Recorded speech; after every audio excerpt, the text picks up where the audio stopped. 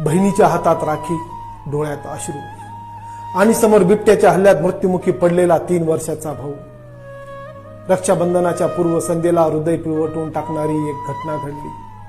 चला काय झालं ते सांगतो. नाशिकच्या जवळ वडनेर दुमाला गावात ही घडलेली घटना. रक्षाबंधनाच्या आदल्या दिवशी घरात आनंदाचे वातावरण, पण नियतीने काहीतरी वेगळंच लिहून ठेवलं होतं. घराच्या अंगणात खेळणाऱ्या त्या चिमुकल्यावर अचानक बिबट्याने हल्ला केला आणि क्षणभरात सगळंच काही बदललं. आईचे किंचाळणे, बहिणीचे थरथरणारे हात आणि गावकऱ्यांची पळापळ.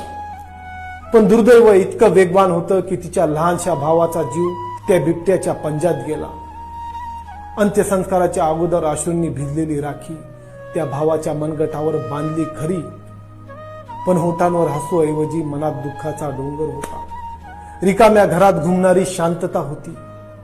तो लहान भाऊ आता या जगात नाही, पण बहिणीच्या मनात तो कायम जिवंत राहील. प्रत्येक रक्षाबंधनाला तिच्या नजरेसमोर तोच चेहरा येईल. पण आता गिफ्ट नाही, फक्त आठवणी राहतील. कधी कधी नियती इतकी निर्दयी असते की सणांच्या रंगांना सुद्धा ती राखेत बदलून टाकते.